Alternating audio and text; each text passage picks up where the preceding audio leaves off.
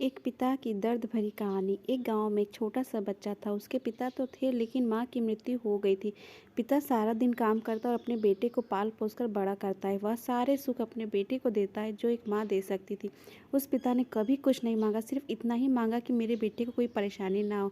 दिन बीतते गए, बेटा पढ़ लिख कर अच्छा जॉब भी करने लगा और शहर में रहने लगा। कुछ दिन बाद वह अपने पिता से मिलने आता है और कहता है, पापा मुझे कुछ पैसों की ज़रूरत है। मैं चाहता हूँ कि शहर में ही ज़मीन लेकर अपना घर बना लूँ।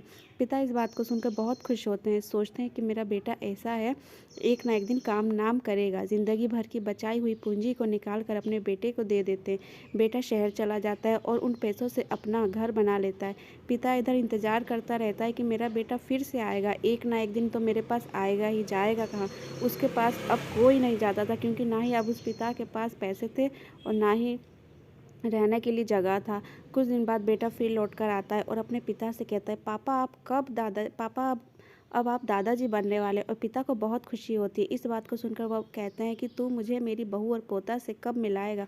बेटा कहता है, बस पापा थोड़े दिन और। पापा मुझे कुछ पैसों की ज़रूरत है, क्योंकि आजकल थोड़ा जॉब में खींच बीच हो रहा है, इस कारण मुझे कुछ दिन के लिए सस्पेंड कर दिया गया है।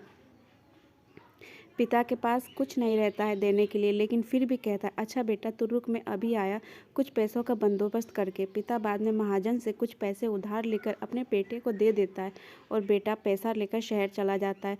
बरसों गुजर जाते हैं। पिता सोचते हैं कि मैं तो अब दादाजी बन गया हूँगा, मेरा बेटा पता नहीं मेरे नाती को लेकर कब आएगा।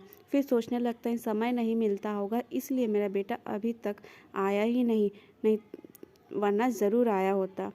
तब तक महाजन 2-3 आदमी को लेकर उस पिता के घर आता है और कहता है कि आपके वादे के मुताबिक मैं पूरे 3 महीने बाद आया हूँ अपने पैसे ले जाने के लिए।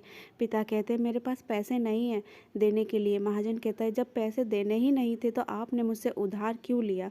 तभी पिता कहते हैं, ठीक है रुको, मैं तुम्हारे लिए पैसों का बंदोबस्त करके आता हूँ। और वहाँ के नज़दीकी अस्पताल में चले जाते हैं।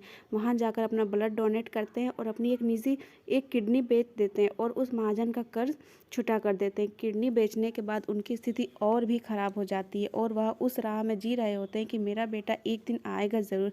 इस आस में जीते जीते एक दिन पिता की मृत्यु हो जाती है, परंतु उस बेटे को अपने पिता को आग देना भी नसीब नहीं हुआ।